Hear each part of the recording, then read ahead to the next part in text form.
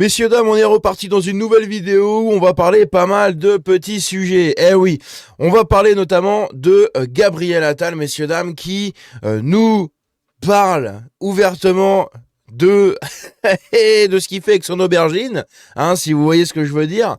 On va également parler de la vidéo, de l'extrait que je vous avais teasé hier dans cette vidéo sur Bali Bagayoko. On va parler de Thomas Porte qui nous dit que le rugby c'est racisme. Enfin c'est raciste, pardon.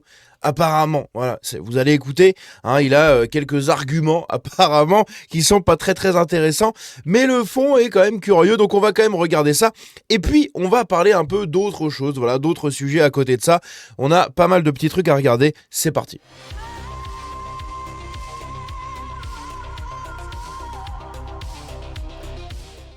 Donc, déjà, première chose dont on va parler de Gabriel Attal, puisque il a fait cette déclaration il y a, je sais plus moi, quelques jours. Ah oui, je suis con, c'est du 16 avril. Putain, ça date déjà du 16 avril, ça fait un peu une semaine, hein, quasiment. Il avait déclaré qu'il pensait, d'accord? Ce n'est pas je le sais, non, c'est je pense. Il a déclaré qu'il pensait savoir comment il faut présider la France. Il pense savoir comment il faut faire. C'est bien. Faudrait peut-être le faire après. Hein, intéressant. Bref, de toute façon, tu seras pas élu, donc on s'en bat un peu les couilles. Ce sera ton collègue Édouard Philippe, hein, sûrement le candidat du système, hein, puisque ça commence déjà, donc de toute manière, voilà. Mais il essaye, voilà, de revenir un peu sur le devant de la selle, le petit Gabriel Attal. Il faut savoir aussi également que il a sorti son livre dernièrement. Du coup, il est passé dans un extrait, enfin, il est passé dans une interview, dans un entretien sur RTL, où il va parler justement de sa métrosexualité.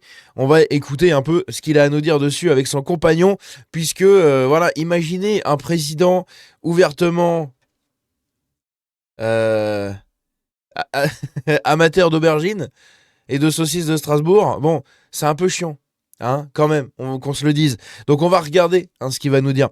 Ici, on a un autre truc rigolo, c'est un sondage. Un sondage qui a été fait par Elab pour la Tribune du Dimanche, où on vous découvre que les Français dressent un portrait robot du président idéal pour 2027. Et là, vous allez vous dire, ah, Bardella. Et non. Et non. Donc c'est un portrait robot, d'accord, avec des questions. Je pense que les gens ont dû répondre. Par exemple, est-ce que vous préféreriez qu'il est dans cette tranche d'âge ou cette tranche d'âge, préféreriez qu'il vienne de tel ou tel milieu, etc. Et donc on a un profil type. Écoutez bien et imaginez qui ça pourrait être. Bon, je vous ai déjà un peu spoilé tout à l'heure.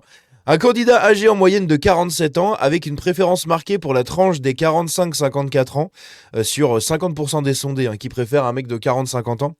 Ce président devrait obligatoirement être issu du monde politique, 51% également.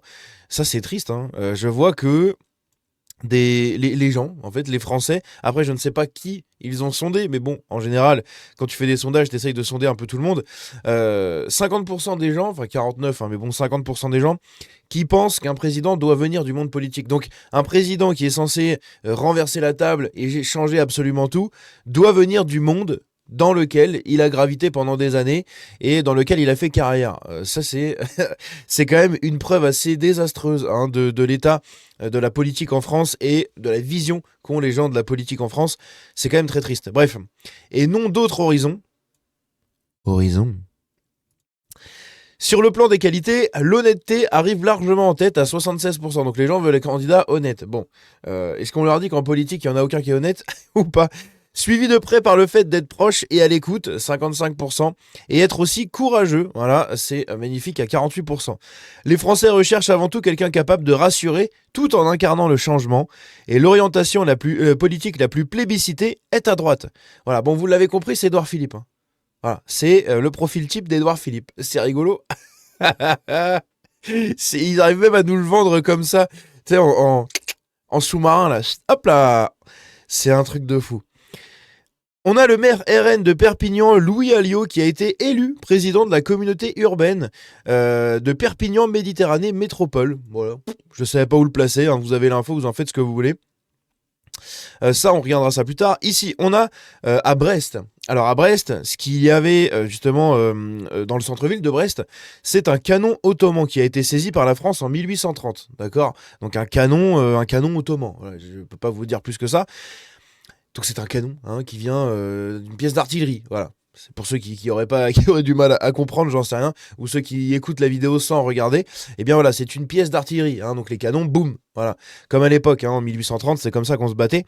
Donc il a été rebaptisé Enjeu national algérien. Ah bon? Donc c'est un canon ottoman. C'est pas très algérien, mais enfin bref. La députée écologique, donc Europe Écologie Les Verts, Sabrina Sebaïi, bon, évidemment, son nom de famille nous indique un truc intéressant. Eh bien, elle en réclame la restitution à l'Algérie. Donc, elle voudrait qu'on restitue à l'Algérie une pièce qui ne leur appartient pas à la base.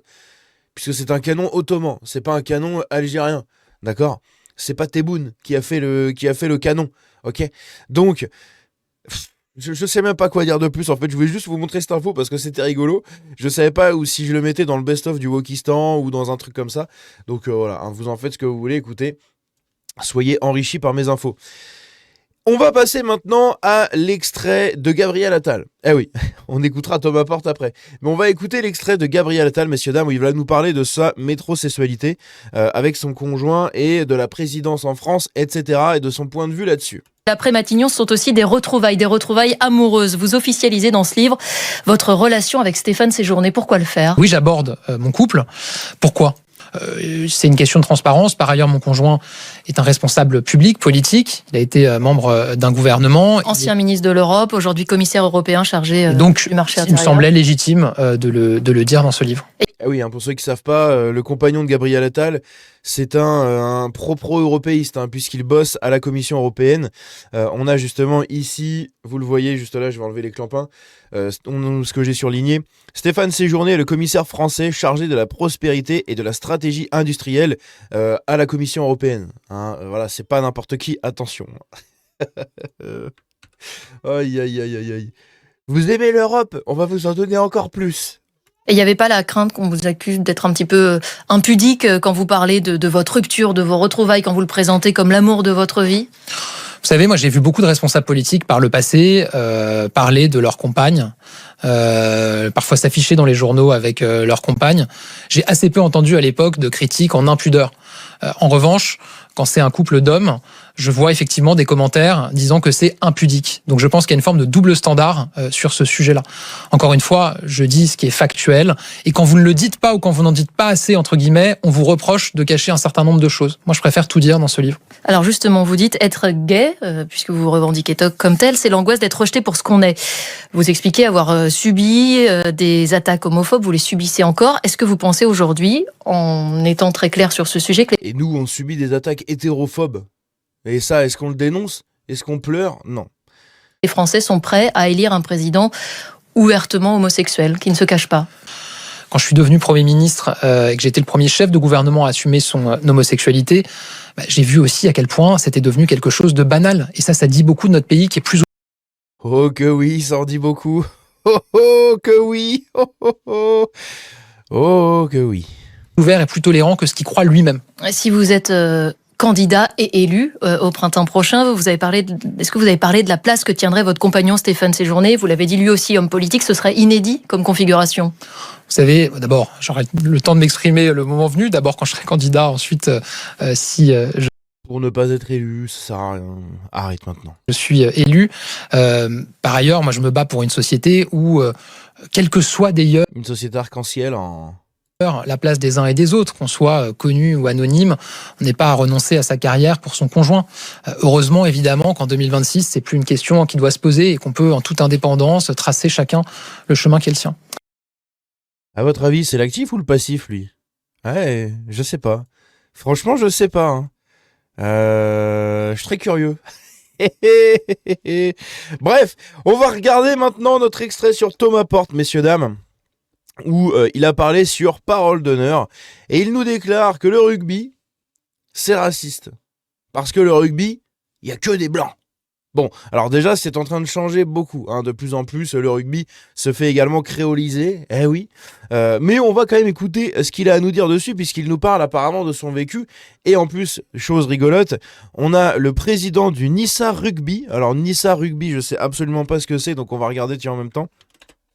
Donc c'est un président d'un club de rugby. Ah oui, c'est le club de rugby de Nice. D'accord. Putain, je connaissais absolument pas ce nom. Faut savoir que moi, le sport, je m'en branle. Hein. Clairement. Surtout le rugby, etc. Je m'en fous un peu. Quand j'étais petit, j'étais bien plus passionné par le ski, par le snow, par les Jeux Olympiques d'hiver, etc. Que par tout ça. Même si le rugby, j'aime bien regarder. Attention. J'aime bien regarder. Après, j'y connais rien. En termes d'équipe, etc., je ne suis pas l'actualité. Je connais les règles. Hein, je connais tout ça. Donc quand je regarde un match, j'aime beaucoup. Comme le foot, j'aime bien regarder de temps en temps. Mais je veux dire, je suis pas l'actualité des trucs, les joueurs et tout. Donc je m'en branle. Bref. Donc on a justement le président du stade de Nice, enfin du club de Nice, qui lui a répondu juste après. Bref, on va écouter la prise de parole de Thomas Porte juste ici. Les deux et le modèle qu'on met en avant, quoi. Par rapport à ça, Thomas. Oui, et puis en plus il y a une souvent, enfin moi j'ai joué jeune, j'ai joué depuis que je suis petit au rugby, et on était quasiment que des blancs. Il faut sans être naïf, c'était pas et tu faisais 100 mètres, t'allais voir le club de foot à 100 mètres de chez moi, il y avait C'est beaucoup plus mélangé. ouais, ou voire pas du tout, mais de l'autre côté, tu vois. Dans la même Donc il y avait que des blancs. ville. Ouais, bien sûr, D'accord. dans la même ville, mais parce que et donc effectivement il y a une espèce de voyage dans une Ah. Non, non, mais Attends, il prépare une vidéo après, on va la voir. Ah ouais, tu prépares c'est la cérémonie de Coupe du Monde de Jean Dujardin sur les fameuses valeurs. Donc évidemment, bien sûr, moi j'ai grandi aussi avec ce discours, le rugby c'est les valeurs, etc., etc. Et je crois qu'il y a des valeurs dans tous les sports d'ailleurs. Bah C'est pas propre au rugby. À partir du moment où tu fais un sport collectif, c'est un sport de solidarité, avec des valeurs, la question du respect de l'arbitre, tout ce qui va avec, tu vois. Mais ce que te dit en plus ton entraîneur. Ben, voilà, tu vois, mais Ouais. mais oui, le rugby, il a aussi véhiculé cette image de mec gaillard, solide. Voilà, c'est tu vois l'image Bah, c'est la vraie masculiniste. France, hein, Voilà. le cliché. C'est la Et vraie en France. plus là, je vois la vidéo de le Genre, symbole le cliché, le de cliché. cette catastrophe-là, c'est la cérémonie de Coupe du Monde avec Jean Dujardin, la baguette de pain, le Marcel et la moustache. Enfin, je veux dire, c'est Bah, moi je trouve ça stylé, c'est ma France ça monsieur. Hein. Et comme disait comme a dit un grand sage, ma France tu l'aimes ou tu la quittes. Hein Thomas, ça vaut pour toi aussi. Hein. Tu peux t'en aller si tu veux. Tu peux redonner tes papiers d'identité, tu peux renoncer à ta nationalité française et ciao, en fait, tu t'en vas. Voilà. Parce que moi, j'aime bien cette image.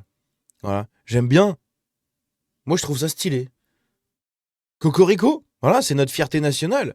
Hein c'est quand même, la France est connue dans le monde grâce à la baguette de pain. Alors pourquoi ne pas l'afficher? Pourquoi ne pas en être fier? Voilà, on n'est pas connu grâce au Testi Crousti. Bon, on va sûrement le devenir, hein, grâce au tacos et au Testi Crousti. Mais quand même. Aïe aïe aïe.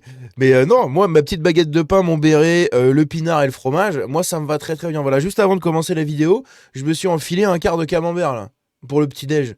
Mais moi j'aime bien. Voilà, c'est ma France ça. Ma France c'est ça. Et lui ça l'énerve. bon quoi. c'est caricatural. Mais bien sûr, aujourd'hui, regarde le championnat de France de rugby du top 14. T'as une mixité internationale incroyable, t'as des joueurs qui viennent des quatre coins du monde, de toutes les générations, de toutes les couleurs de peau, de toutes les religions. Enfin, je veux dire, c'est pas du tout ça. Aujourd'hui, il y a des clubs de rugby comme les clubs de Toulon dans les grandes époques quand ils gagnaient la Coupe d'Europe. Il y avait peut-être 2 Français sur les 15 joueurs de départ. Ouais. C'était ça la réalité. Ouais. Donc, Non, mais c'est ça qui est. Vive la créolisation, du coup, selon Thomas Porte. Hein. Vive le GR. Voilà, vive tous ces trucs-là. Mais ça y est, mais qu'on disparaisse, nous. Ah, c'est parfait. Nous, c'est ce qu'on aime. Hein.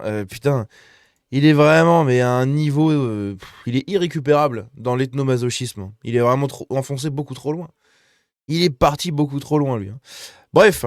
Attends, on va finir, il reste 5 secondes. Intéressant la récupération du rugby comme le vrai sport et le symbole de la vraie France Ouais, hein. par rapport.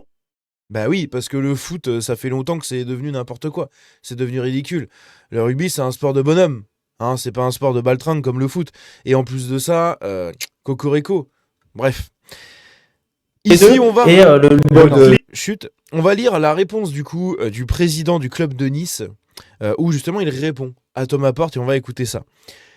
Le fameux ascenseur social. Donc, il va nous parler de la famille de Thomas Porte. On se souvient de ton papa entraîneur qui essayait de te faire jouer et même de te surclasser. Ton nez aussi s'en souvient. Voilà ce qu'il lui a déclaré. Je pense que tu peux pas faire une réponse plus claire que ça. Voilà. Parce que lui, il nous disait, oui, non, mais moi, quand je joue au rugby et tout. Oui, mais non, mais en fait, son père, c'était l'entraîneur. C'est lui qui essayait de le faire jouer, qui essayait de le faire monter comme ça. Donc au final, c'est encore une fois un petit privilégié qui a eu une once de privilège. Alors moi, ça a été l'inverse quand j'étais petit. Là, je vais vous raconter une petite anecdote. Quand j'étais petit, mon père entraînait aussi mon club de foot. Voilà, c'était un des entraîneurs au foot. Moi, j'étais gardien. C'était l'inverse. Il essayait pas du tout de me mettre au-dessus des autres, etc. Au contraire, il me poussait pour que moi je sois au-dessus des autres. Je l'ai été pendant un temps parce que j'étais quand même assez bon quand j'étais petit. Et puis au fur et à mesure, quand j'ai grandi, quand j'ai commencé à arriver dans l'adolescence, j'ai perdu l'intérêt du foot. Voilà, moi j'ai jamais été mordu de foot. Comme je l'ai dit, j'étais beaucoup plus mordu de ski, de snowboard, de tous ces trucs-là, de natation et compagnie. Et d'autres sports, même le ping-pong, le badminton, bref, un peu de tout. Mais c'est vrai que le foot, ça m'a toujours un peu cassé les couilles quand j'étais petit. Et puis au final, maintenant, c'est pareil, je m'en fous un peu. Mais bref, du coup, non, mon père, moi, c'est l'inverse. Il essayait de me pousser pour que moi-même, je sois en avant des autres, etc. Il n'y avait pas eu de piston. C'est pas lui qui m'a mis en avant. Ah, mais regardez, mon fils, il est meilleur que vous. Hop, il va devant. Non, c'était soit le meilleur et tu iras devant. Voilà, vous voyez un peu la mentalité différente. Je pense qu'il y a peut-être une corrélation intéressante aussi sur le fait du pourquoi, du comment. Au final, j'ai toujours été à droite, même si je me suis égaré dans le gauchisme il y a quelques années, avant de revenir vers mes vraies valeurs, on va dire. C'est un passage curieux de ma vie. Au secours. Mais voilà, c'est peut-être aussi comme ça. Voilà, c'est un peu plus la méritocratie, c'est tout. Quand j'étais le meilleur dans mon club de foot, quand j'étais le meilleur goal, un des meilleurs goals en tout cas des tournois que je faisais et tout quand j'étais petit, c'était justement grâce à moi. C'est grâce à mes efforts, parce qu'on me poussait derrière, etc. Mais je veux dire, on m'a pas placé ici en tant que meilleur. C'est moi qui devenais meilleur. Voilà. Lui, apparemment, il a été pistonné même au rugby. Bref, n'hésitez pas à me dire ce que vous en pensez de tout ça dans les commentaires. C'était une petite vidéo rigolote avec pas mal de petits sujets. Je pense que vous avez sûrement beaucoup de choses à dire, donc je suis impatient de voir les commentaires que vous allez laisser dessus. Comme d'hab, n'oubliez pas le petit like, le partage, le petit boost quand c'est disponible sous la vidéo. Et on se dit à la prochaine. Prenez soin de vous. La bise. Ciao.